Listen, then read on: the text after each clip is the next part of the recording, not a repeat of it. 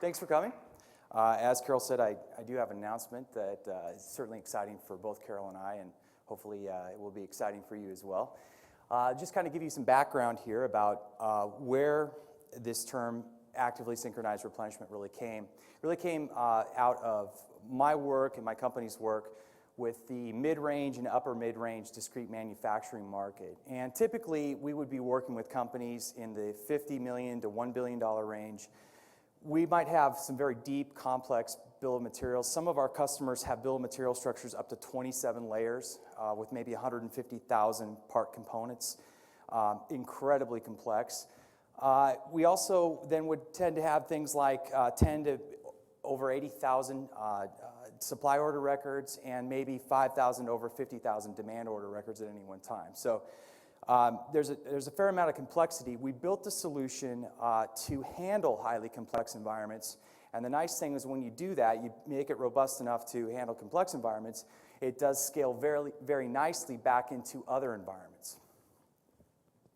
Just to kind of give you a feel for how Carol and I linked up here, about 2.5 years ago, Carol happens to live and work very close to where I live. And I called her up and I said, hey, listen, I've been working on some stuff. I'd really like to come up and talk to you, show you some stuff that I've been working on. I think we might be attacking it from the same, from different directions, but I think we're converging on some stuff. So I went up to Pacific Lutheran University and sat with her for a little bit. And sure enough, I think both of us kind of had some light bulbs go off. And so we said, what we really need to do is we need to educate the market a little bit about what the real problem is. And so we wrote a white paper. And I guess that's always the first thing that you do is you write a white paper and self-publish it. And on a whim, what we did is we sent it into APIX. And so it was kind of interesting. The email went off, and about 2 hours later, my phone chimes in that I have an email back from APIX. And immediately they said they were very interested in this, and they said, can you condense the white paper to something that we can put in the magazine? I said, okay, that's kind of interesting.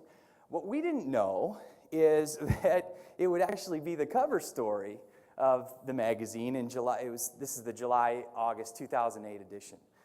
So that was kind of interesting for us, and it kind of proved that there was something, that we had something there. APIX then said, hey, let's sponsor a webinar. So in conjunction with this. So 6 weeks later, they ran a webinar, and about 250 companies signed up for the webinar. And these companies ranging from very, very big to very, very small. But once again, we validated the fact that maybe we have something in terms of the problem.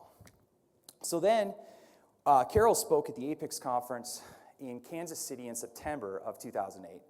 And the room, I believe, was set for like 275, and they had 350 people in the room. So once again, we said, hey, there's something here. I spoke on this concept 2 years ago in November of 2008 at this conference, and that's when Jim Cox said, hey, this is very interesting. Could you write a chapter in this new handbook that we're putting together? I said, okay. So Carol and I wrote chapter 12. It's under integrated supply chain. And we turned in our chapter, and the two editors, Jim and John, were very intrigued by it, and they kicked it up to McGraw-Hill. They said, hey, you probably need to consider this as an opportunity for a book. So we went back and forth a little bit with McGraw-Hill because here we're branding something, a kind of a new acronym that nobody's ever heard of. And, quite frankly, they had concerns that nobody would buy a book about something that nobody's ever heard of, and I had to agree. So what they did is they came back to us and they said, you know what, we have a couple of books, though, that might be relevant. Does anybody know what this book is? This is Joe Orlicky's book that was first published in 1975. It is the Bible of MRP. The name is Materials Requirements Plan. And in 1994, George Plausill updated or revised that book. And between the two, they've sold 165,000 copies, and they're kind of the foundation, along with a textbook that Ollie White wrote. They're the foundation of what MRP really is. If you go and they're basically required reading for APIX certification exams. If you don't read these books and take the exam, you might not do so well. So McGraw-Hill gave us the opportunity to make the third revision. And so this is going to be, our manuscript is due in September, and what you're going to see today is what we believe will be the new definition of what MRP is. Okay, so this is the first time we've told anybody about it, so you guys get to be in on it firsthand. Okay, so let's start off on the problem. This is a quote by AMR Research, which is now a part of Gartner, by the way. And I saw this quote 2 years ago, and it struck me, it resonated with me, because in one sentence, it described what I had been seeing in my customers over and over and over again. Let me read it to you. It says, inventory buffers are at all-time lows, forecast errors on the rise, and a legacy of make-to-stock manufacturing strategies is crippling the ability of producers to respond to increasing volatility in demand and supply. There's three aspects of this statement that are extremely important to understand. The first is, forecast error is on the rise. Okay, despite the proliferation of advanced forecasting algorithms, the fact that all the big software companies are pushing these modules, they're making a lot of money, they're spending companies are spending a lot of resources and effort.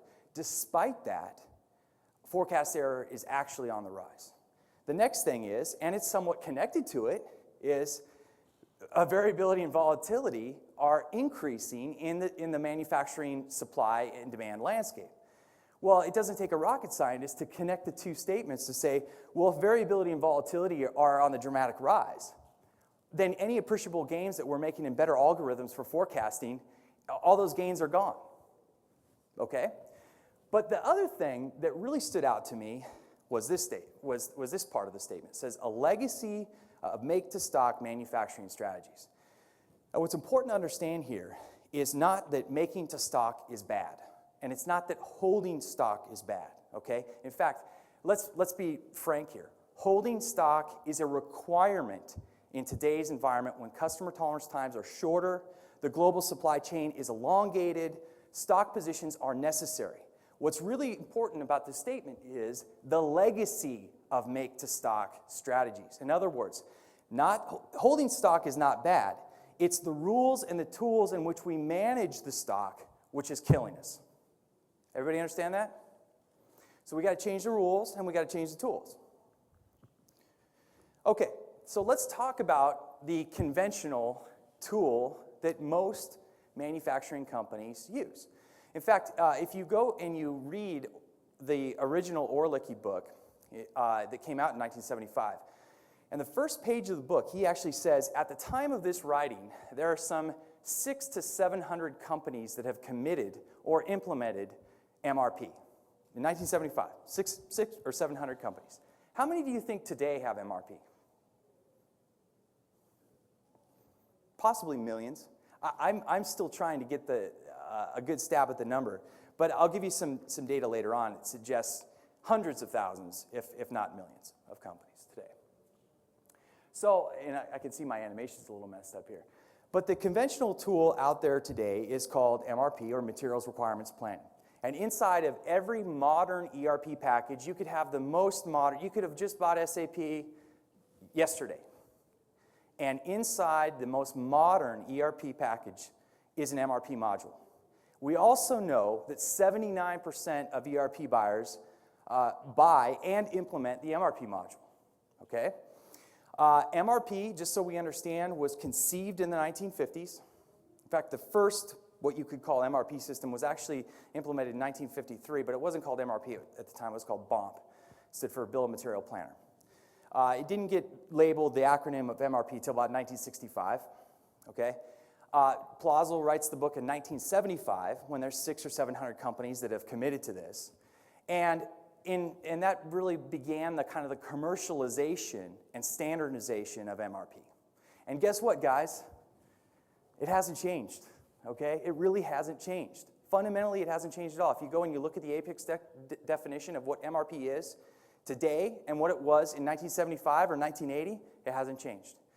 But I will tell you this, a lot has changed that shakes the foundations of the relevance of MRP, or at least certainly can expose some of the shortfalls of the way that MRP was coded.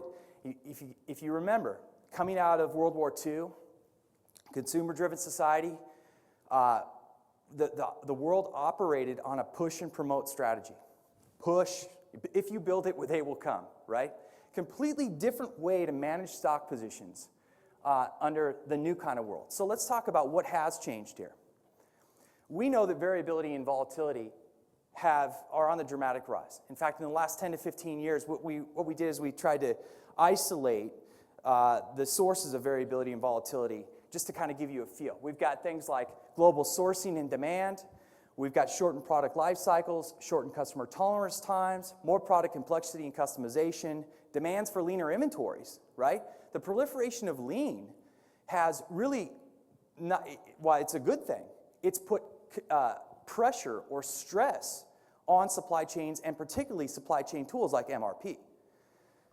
Then we have inaccurate forecasts, material. Basically, at the end of the day, the real issue here is chronic and frequent shortages throughout the supply chain. And by the way, this isn't going to get any better, guys, okay? Kambashi just came out with this in, October 2009. They said, hey, listen, constant volatility, variability, and variety will become the new normal even through the economic recovery and subsequent cycle. So it's not going to get any better. Variability and volatility are here to stay, and they're probably going to get worse. Why? Because there's been a lot of things, this global meltdown we just went through spoiled the customer in a lot of ways. They got better price, and a lot of times they got better performance. They're not getting better performance now or getting better service now, but they got better price and better service for a couple years. Once you let the genie out of the bottle, it's really hard to put the genie back in. In other words, the market is going to continue to demand higher service levels and lower prices. And it's going to continue to put stress on supply chains and supply chain planning and execution. So let's talk about why or how MRP is failing in what we call the new normal. Very short, in kind of a nutshell, we've got old rules, we've got shortcomings in the tool itself, and we've got a lack of execution capability in MRP. MRP, by definition, is materials, requirements, planning, okay? So it's so important today. Yes, you need a valid plan, but you also need a valid plan backed up by very, very good and highly integrated execution, highly collaborative execution as well, okay? And we can talk about that ad nauseum about why MRP falls short, okay? But essentially what we tend to see are three main effects. The first is unacceptable inventory performance. This is characterized by too much of the wrong, too little of the right, high obsolescence, and low turns. The second effect that we tend to see are unacceptable service level performance. This would be low fill rates, low on-time delivery, customer penalties, customer satisfaction problems. The third effect that we tend to see are high expedite-related waste and expenses. Okay, totally undermeasured and underappreciated is this last effect, okay? This is all of your premium freight or expedited freight. This is your additional freight because you could only fulfill a few line items of the sales order, okay? So you had to so one sales order had to be fulfilled in 3 shipments instead of 1, okay? You foot the bill for that, the customer doesn't. Now, what's interesting to note is that obviously these 3 effects, the inventory, service, and expedite-related expenses, play off each other. Many times companies are way more willing to accept higher inventory if they can keep service levels up. Or they're way more willing to accept high expedited-related expenses if they're willing to keep service levels up. Now, in our surveys so far, online and also in a few conferences, what we've concluded is that at least 80% of the companies that we've surveyed, and this is about 200 or 300 companies, have at least one of these effects, okay? And several of them have multiple effects. But what's interesting to note here is you really only need one effect to hurt you, okay? So, ever heard of this conflict? The conflict is ignore MRP versus utilize MRP. And oftentimes we'll find 2 very distinct factions inside of a company. Whether it's aerospace, whether it's consumer products, you'll find these people. Who are the people that tend to be on the ignore MRP side? Buyers? Maybe. Have you ever been involved in lean implementations or TOC implementations where people say, disregard MRP. It doesn't work. So disregard it. We're going to do something different. Anybody ever see that? Okay, on the other side, and I want to be very, very upfront with you. Lean is not the problem here, okay? It's an assumption that many people in the lean community have that MRP should be turned off. Bad assumption. And the argument that they make is that the people that are advocates of MRP are dinosaurs, wedded to obsolete technology, and waste promoters, okay? It's ridiculous. Because on the MRP side, these people come, you have somebody come in and say, I know what we need to do. We need to turn off MRP. And if you're a planner, you go, you think it's bad now. When you take MRP out of the environment, it's going to be horrible, all right? And there's a reason why they're saying it. So let's look behind the cloud a little bit. And what's interesting is these two factions fight like cats and dogs. They're both wrong. They're both right. They just don't understand how much they need each other, okay? So let's understand what the cloud is. First of all, everybody would accept the common objective of we want to be agile, all right? Whether you are the most ardent MRP advocate or the most ardent lean advocate, you are going to say, yes, we must be more agile. Now, in order to be agile, what the lean and TOC side will say is we have to produce to demand. We can't waste our capacity making things ahead of time in the hope that they'll sell. We have to pace our assets with the market. And in order to do that, we have to ignore MRP. All right? It makes sense? Okay, now on the other side, what the planners and what the demand management people will say, yeah, but in order to be agile, you have to have visibility to the total requirements picture, especially long lead time parts. In other words, you have to be able to generate a valid available stock equation. Okay? Very important, guys. And what I see quite frequently with lean and TOC people is that they focus so much on hand, okay, they forget about something called available stock. You need 3 points of data for available stock. On hand plus open supply minus unfulfilled demand, okay? And in more complex bill of material environments, especially when there's shared child components, it's very important that we understand available stock, and it's also very important that we understand something called net requirements, all right? You remove MRP from an environment, you lose that totally, okay? Totally and completely. And don't talk to me about Kanbans and reorder points because I'm going to show you later on how you're still not going to get there, okay? So, what happens when people get stuck between a rock and a hard spot? Okay, all of you TOC people know they compromise. And it's not an amicable compromise. It's akin to saying security is compromised at the airport. It's not a good thing, okay? So let's go over the compromises.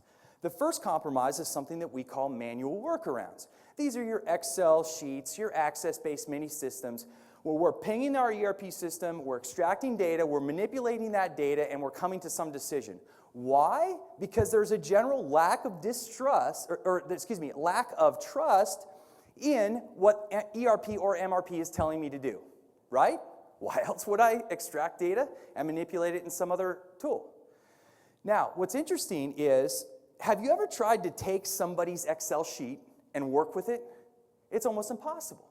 So from a risk mitigation standpoint, it's a big time risk to have all of the 300-400 Excel sheets running around that are all very individualized, some of which are highly critical, okay? It also complicates the IT landscape because you're doing all of these queries and extracts. Go ask a director of IT in a major corporation how many requests he gets or she gets for queries and extracts. And remember, this is an open loop kind of approach. It requires manual putback or no putback at all. So we're sending data out and we don't necessarily know what happens to it. All right? Here's something that staggered me, okay, that I found here recently. Look up here. Okay, this is from November 2009. This is from Aberdeen Group, a survey. Best-in-class companies in terms of their inventory performance are going to be your top 10% of companies. Unbelievable. 63% of them are forced to use spreadsheets for demand management, okay? Industry average, 70+% of the companies use spreadsheets, and the laggards in the 80s. What does this say? This says that fundamentally people don't trust the signals that they're getting out of their MRP system or cannot see well enough inside the MRP system to know what to do. Okay? We even did some of our own surveys, similar results. Next thing, better forecasting. Okay, well, our compromise here, where we'll hire more planners, or we'll try to forecast or guess better. One thing that's very important, and one thing that we do know, is that forecast accuracy is declining. Combating it with mathematics and statistics is one thing, but remember, you're fighting a losing battle. You're pushing the rock uphill because the environment is more and more inherently unstable, okay? Next, if you have more complex bills of material, you are highly susceptible to forecast error. Why? Because there's more dependencies. Remember, it only takes the lack of one child component to block an end item assembly or parent assembly. So if you have thousands of child components arriving from multiple spots on the globe, the chance that you're going to be highly accurate and effective is minimized. Now, you may be accurate in terms of guessing what you needed to make, but that doesn't mean that your accuracy translates to effectiveness, that actually happened, okay? The next thing is the most ardent advocate of forecasting cannot deny one thing. It's a push-based tactic. So if you want to implement lean and TOC, and at the same time you want to implement forecasting, what kind of signal are you sending the organization? You've got two totally conflicting modes of operation, one for planning and one for execution. It frequently does not work. And let's be honest here. Have any of you had experience where you do great work, either through the implementation of lean or DBR on the manufacturing floor? Cycle times are reduced by half. We're proud. We can make stuff quicker. But purchasing is still purchasing to a forecast. So what happens in that environment is we're trying to pace the demand, manufacturing. They go to pull what's needed. Oh, they don't have the material. So do they say, factory, stop, all of you go home? No, they don't. That would be suicide. Now what they do is they go ahead and they make something, well, they pull something ahead. They make something ahead of time. So essentially the net effect is we make the wrong things faster. Okay? And we're feeling very proud of it too. We measure ourselves, we say cycle times are reduced by half. This is a big problem. It's well documented. It's called the push-pull conflict. It's particularly in automotive, it's well documented. I'm not going to read the quote by Kambashi. It's in my deck. You can read it. It's kind of an interesting take on things. Okay, let's get to manual reorder points. Before we had MRP, what did we have? Does anybody know how it worked before MRP? I mean, probably none of us were alive. I certainly wasn't. But we had something called reorder point. So you would consume material on the floor. You would fill out a card that says, I use this much. Please replace this much. And then you send it to purchasing. That was the signal that purchasing got. And if you think about what we're doing now, what a lot of people are advocating with these manual reorder points and Kanbans, we've come full circle. We're going back to pre-MRP technology in this, okay? We're squandering the opportunity that technology gives us just because the technology as configured today isn't working properly, okay? So we need to fix that. Second of all, it's very important that we understand that Kanbans are not the panacea that everybody wants to believe them to be, especially in more complex manufacturers when you have thousands of components. Very, very simple here. Okay, MRP, everything is dependent. Kanban, everything is independent in a bill of material. All right? What that requires is if you have a bill of material, you have to run Kanban positions at every link in the bill of material in most cases. Oftentimes, it forces more inventory out on the floor. It also is usually very, very difficult to control. I went to a factory in Portland, Oregon, brand name, you guys would know them, 7,000 cards on the floor. They would lose 25 to 35 a day. all right? Probably not your ideal situation. The next thing is Kanbans, or these reorder points, however you want to call them, do not give you an available stock equation. They give you only 2 points of data of the necessary 3 points, on hand and open supply. I can generate my on hand because I know how many cards are left. I can generate my open supply because I know how many total cards are in distribution. However, what don't I see? I have no ability to reconcile it with unfulfilled demand. So I do not get an available stock equation. It makes planners feel very uncomfortable, all right? And rightfully so. Next, with the reorder points and the Kanbans. Making them dynamic is a pain in the butt, especially when they're manual, all right? To resize a Kanban, you have to pull all the cards out, and you have to reissue a new set of cards. Consequently, the people that tell you, we resize our Kanbans every quarter, that's what the corporate documents say, but in practice, it's very rare that it happens. Maybe they resize some, but in reality, not a lot of them are being dynamic at all. Okay. I will not read these to you, but these are in my deck. They are comments about what the problem is with Kanbans and Hyjenka boards in more complex environments, certainly when you have multi-site, okay? Read it, learn it. Not bashing lean here, guys. I'm saying we have to implement lean at the right places, and we can also find a very, very good way to combine the critical things that we need for available stock and the simple visual tools that lean brings to the table and TOC bring to the table. We don't have to throw all the technology out. Okay, can big software solve the problem? Here's a good one. Why hasn't it been solved yet? Okay? First of all, my first answer would be no. Why? Workarounds prove the point. A little tangent here. Microsoft decided about 2003 that they wanted to jump into the ERP game. They wanted to understand how business worked. The idea was, we're going to unite the front office applications with the back office applications and we'll own the world, right? Okay. And infinite amounts of money to make it happen. So they bought up several ERP companies. What I just think is hilarious is they already ran manufacturing. They just didn't understand it. Why? Excel runs everything for everyone, right? But they never understood that. They could have capitalized on that big time. Okay, so number one, workarounds prove the point. Second of all, just so we understand here, in order for them to fix the problem, they have to completely rebuild their planning suite here, guys.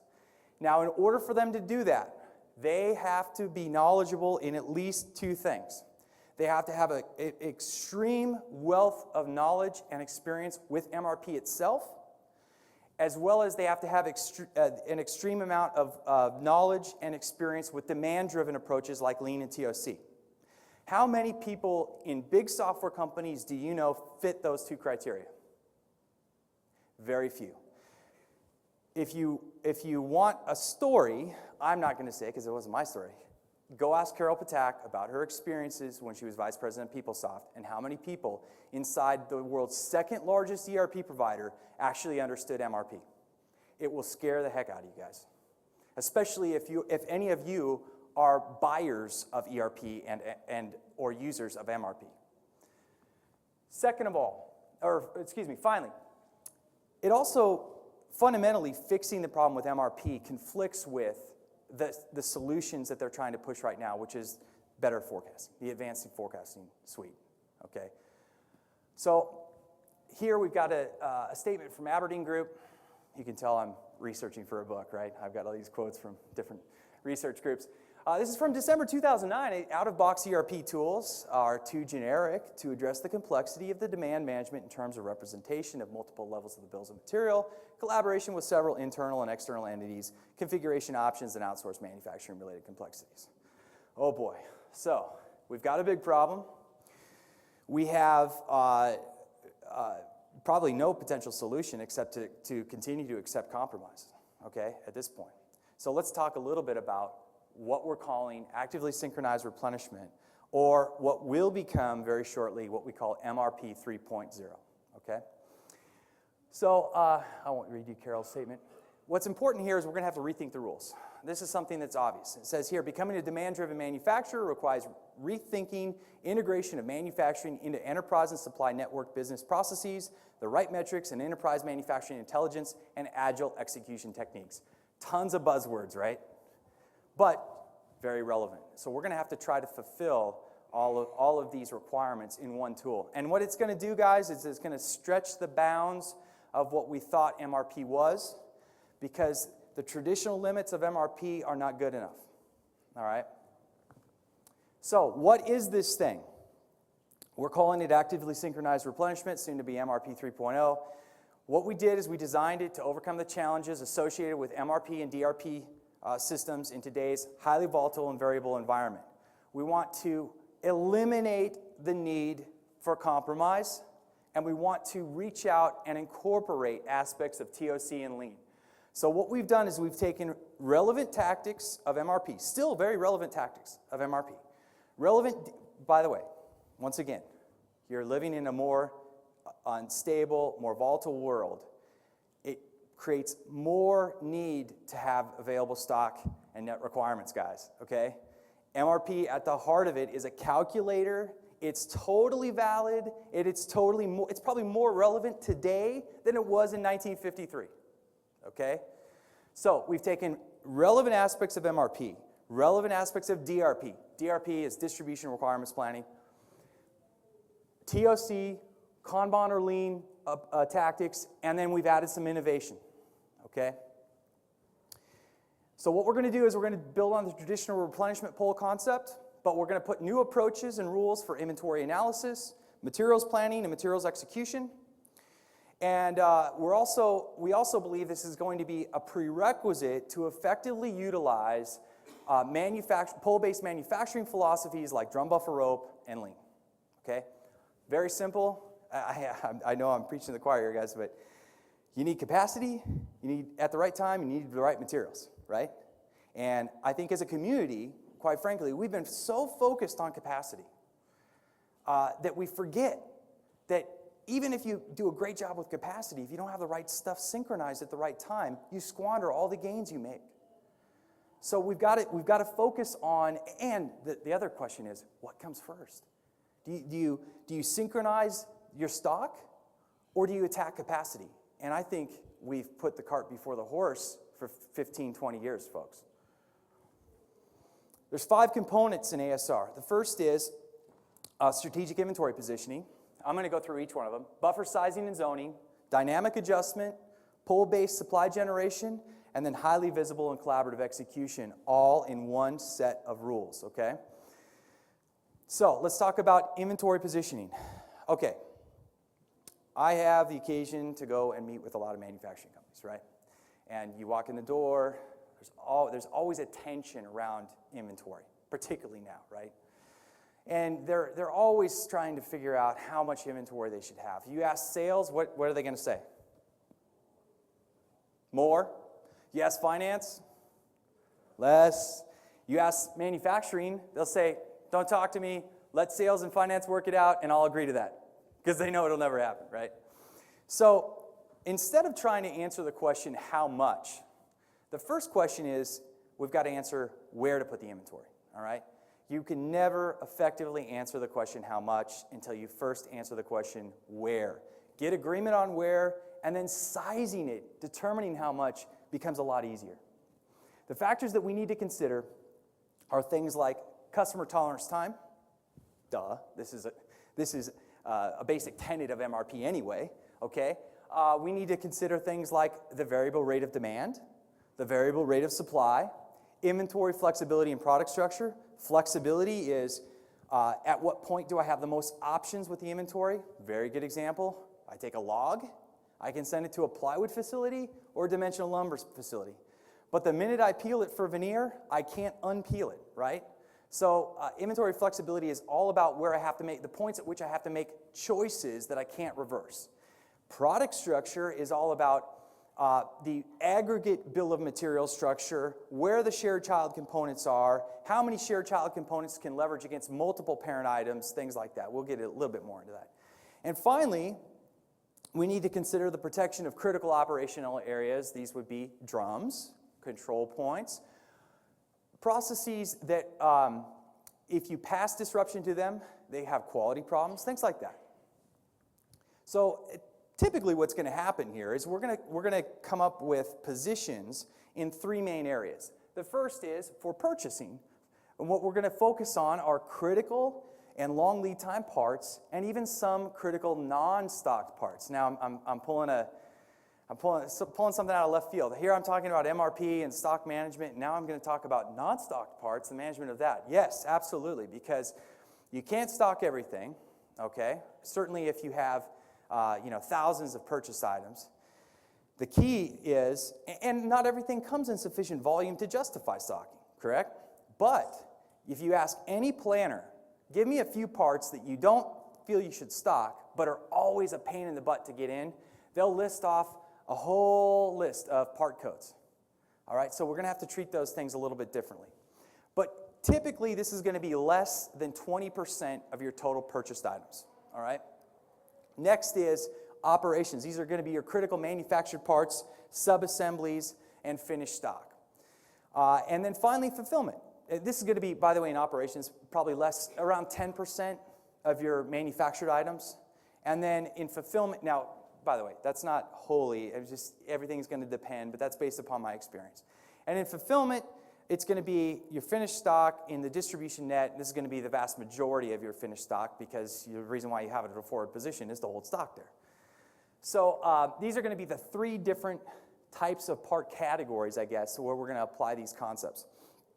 And traditionally, these would be run in at least two different tools, okay, meaning DRP and MRP. We need to run it in one set of tools with one set of rules that's consistent, and we also need to unite it because we need better execution visibility. Now, when we figure out where we're going to put the stock, okay, and really it's very simple, guys. Once again, we're taking those critical factors, how to compress lead times, how to protect the system, meaning the market and the asset base from variability and volatility. Now what we need to do is we need to take these parts that we've decided to stock and where we've decided to stock them, and we need to group them into families. And these families are going to be grouped by critical-like attributes, all right? The first attribute is some form of variability, whether it's high, medium, and low. Now, everybody's going to say, can you give me the mathematical equation for high variability, medium variability, and low variability? It's environment specific, but let's put it this way. We can use a rule of thumb, and we can use an equation. Rule of thumb is on demand variability, high would be subject to frequent spikes. Medium would be subject to occasional spikes. Low would be little to no spike activity, okay? If you want the complex mathematical formula, we can say, okay, let's calculate standard deviation for these part categories, and let's stratify that deviation into three realms where we'll have an upper limit that is high, a medium limit that is medium, and a low that is low, okay?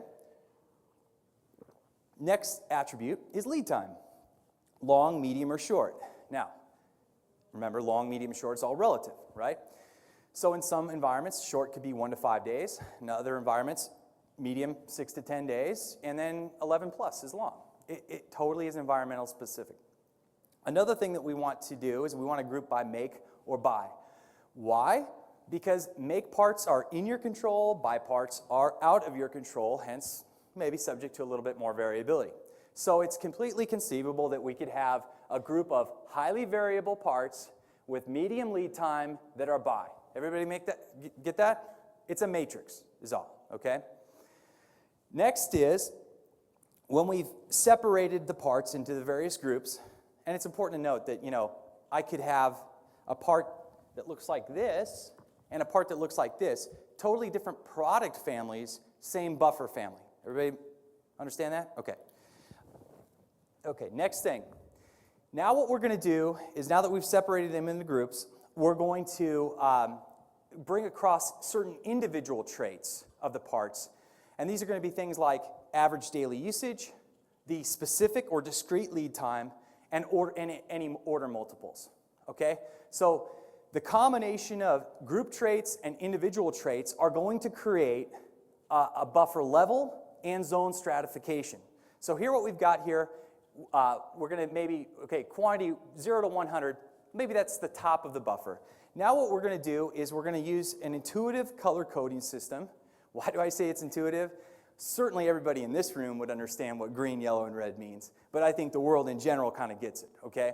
So what we're going to do is we're going to overlay 5 different colors, okay? So before you say, wait a minute, you just said 3, I'm going to say 5, because we have to have some colors that signify outside of the parameters of the buffer. So we're going to use light blue for over top of green. We're going to use green for okay. Yellow is your rebuild zone. Red is your alert zone. And then maybe a dark red for stock out, okay? Now, what's important to note, guys, and if you take anything away from this talk, please take this away. The zones are going to drive planning and execution behavior. Planning will be based upon the position of the available stock equation, and execution will be based largely on the on-hand position. So what I've done is I've given you, I'll show you, I'll give you an example of that a little bit later. Now, then what we want to do is we want to use dynamic adjustment over a rolling past horizon. We know that those traits, by definition, those individual part traits will change. Certainly, average daily usage changes on a daily basis if it's recalculated, right? If you pick up a new supplier, you may get a new lead time. You may get a new order multiple. All of this will have effects on the size of the buffer. So what we want to be able to do is, over a rolling horizon, you decide the length. Really, it's totally environmentally specific. Allow these buffers to flex. Allow the top and the zones to flex based upon what's happening. So as you can see here in this example, we start at a certain level. It gains a lot of traction, begins to tail off, reaches maturation. This could be over a time frame of 18 months. It could be over a time frame of 12 months. It's completely up to the environment. Next is, let's not throw all of the kind of planning out here, okay? Yes, we're trying to go pace directly with consumption, but we also have to have the ability to see what might happen if we want to do something strategically important, or if we accept that we live in certain market conditions where seasonality exists.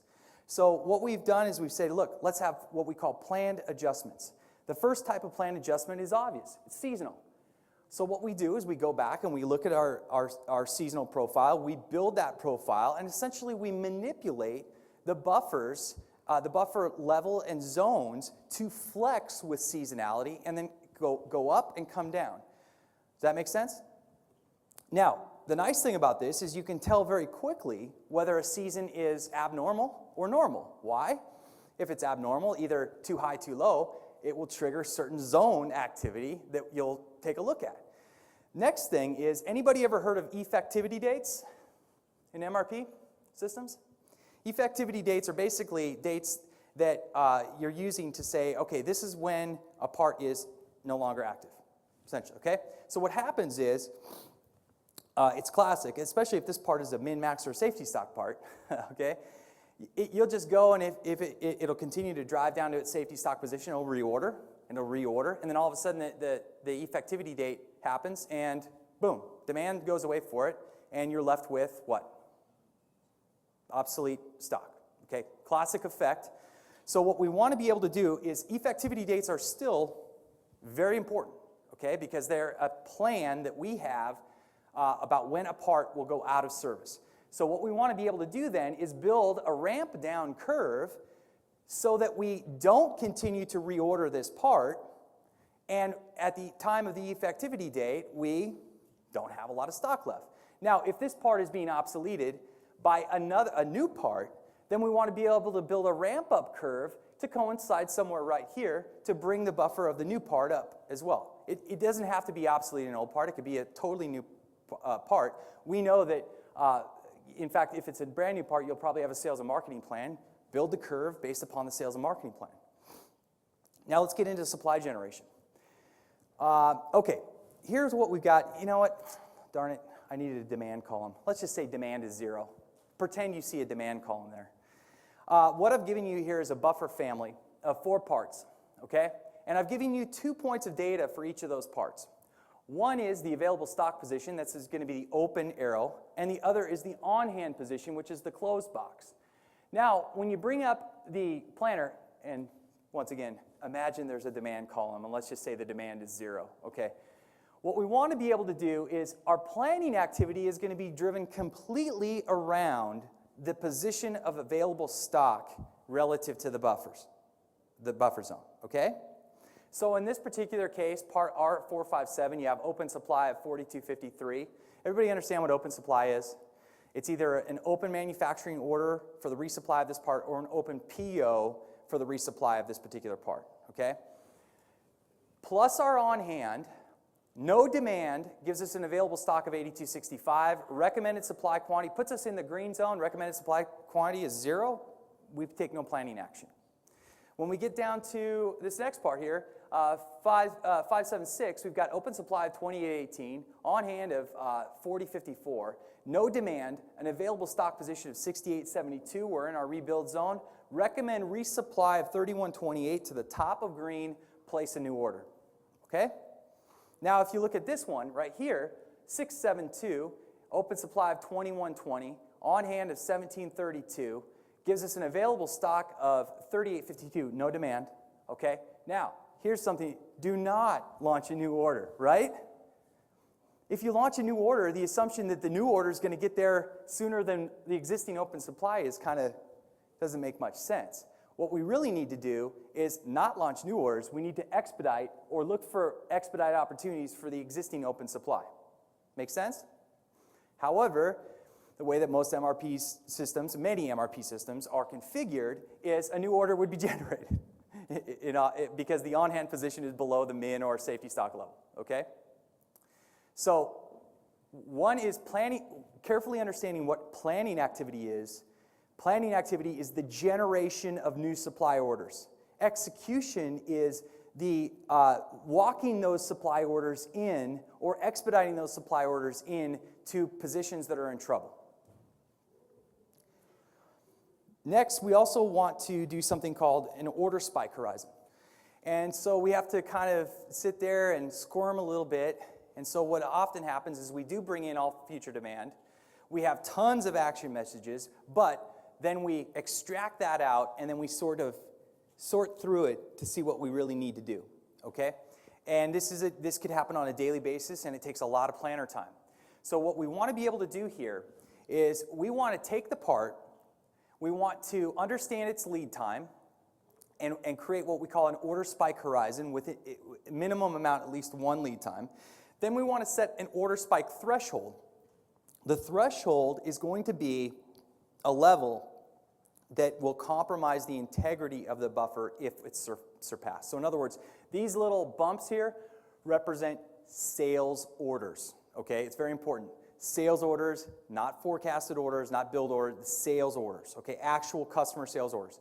So what's going to happen here is if it's within the order spike horizon, if it's over the threshold, if the sales order is of a quantity over the threshold, all right, it will qualify as a spike and thus be factored into the available stock equation, all right? Open supply plus on hand minus unfulfilled demand. It will become an unfulfilled demand for that quantity. So this is order spike compensation. See this sales order here? We have visibility to it, but it is not factored into the available stock equation because it's deemed natural demand. That's why we have the buffer. So don't qualify it as a spike, all right? So once again, lead time, threshold, sales order, trips it. Now, if you do this, what you're going to get is you're going to get true pull-based generation of open supply with order spikes factored in, okay? Once again, sales orders, guys, okay? Next thing is let's talk a little bit about lead times, realistic lead times. Darn it, I'm using an old slide. Let's understand the kind of lead times that MRP recognizes, okay? First is called manufacturing lead time. Manufacturing lead time is essentially the lead time with the assumption, the time it takes to produce the part with the assumption that all child components are available. Okay? Make sense? All right. So in this particular case, we would have, this is part 101, The yellow positions represent stocked positions. This is the bill of material for part 101. We're going to assume that if this is 10 days, it's the time it takes to produce this part, assuming that all child components are available. Is that a poor assumption? Yes, because these two child components are not stocked, and that's often the case in most manufacturers. So let's talk about another type of lead time called cumulative order lead time or cumulative lead time. Cumulative lead time is the longest path in the bill of material. All right? Everybody, you critical chain aficionados can call that the critical chain or critical path of the bill of material, okay? Now, is that a realistic lead time to use in most environments? No. Why? Because, look, there's stocked positions that essentially break up or decouple that lead time. So what we have here is we've got two types of lead times that MRP recognizes, neither of which are realistic. And the thing is, you all know it. People that have experience with MRP know that the lead times aren't realistic, okay? And so then they start fudging them a little bit, okay? But the minute you start changing stock positions, you have to fudge them even more, okay? So, bottom line, the lead times in MRP that MRP recognizes are fundamentally, there's a big problem with them, okay? We need a different type of lead time, okay? What we need to do is we need to decouple the bill of material at every stock position. So these stock positions are going to be run, they're going to be planned and executed along the previous criteria I've talked about. With zones, we're going to separate planning and execution activity, but we're going to decouple the bill at any stock position. Is this different than MRP?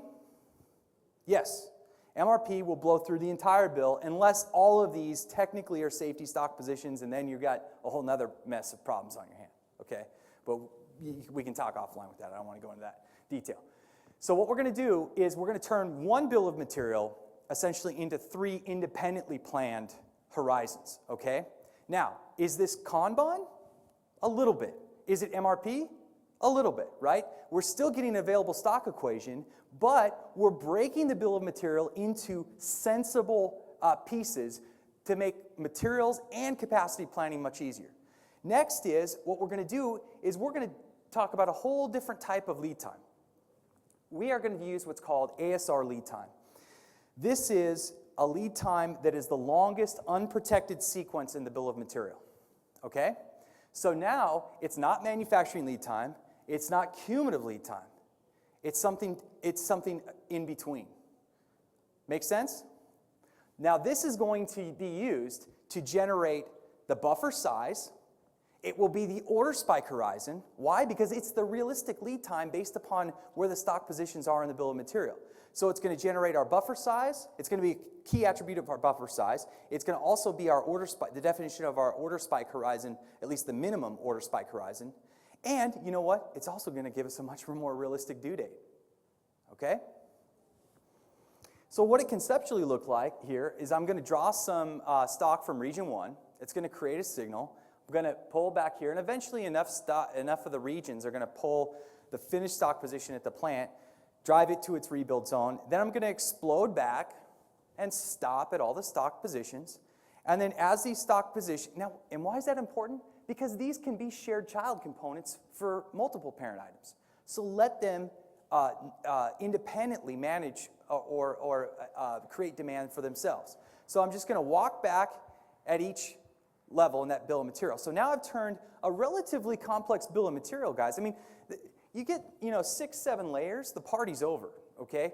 And this is a decently complex bill of material. It's only one part.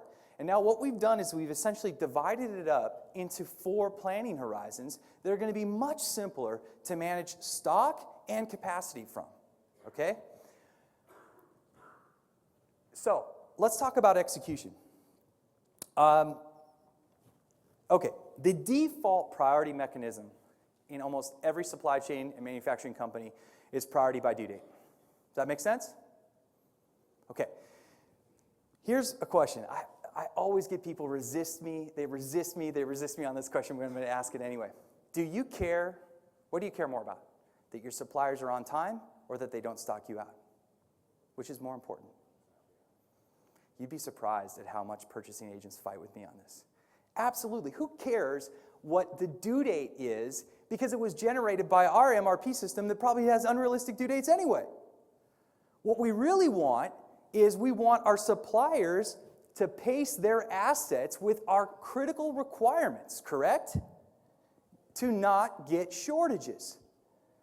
But we beat them over the head with due dates that are largely arbitrary and don't convey any real-time priority. So what we need are highly visible action boards that are going to convey a few things. First of all, projected stock out alerts. Look out, based upon available stock equation and on-hand position, in a few days you could be in trouble. Recommend expediting open supply. Current inventory alert. Hey, this is where your on-hand position is relative to the buffer levels. You have a problem. Focus on these activities. Fundamentally, does MRP give you any sense of Part A's priority versus Part B's priority? No, it doesn't. All it says is do now, do now, do now, do now, do now, or do in 10 days, do in 10 days. You can't judge relative priority in MRP. Next is we need something for lead time alerts. These are the critical non-stocked parts, okay? Today, you launch an order. It's a non-buffered part. It's a purchase order part. You launch a purchase order. When do you know that there's a problem with the purchase order? When do you know that that part's not available? When it's past due, right? But the problem is, guess what? We've got a manufacturing order sitting on the floor with a bunch of components waiting for this component, and now guess what? We can't build it, right? Classic MRP effect is we have a ton of open work orders without all components available, right? So what we need to be able to do is have a lead time alert that says this part has entered its lead time zone, check up on it, all right? Think of it as a resource buffer in critical chain.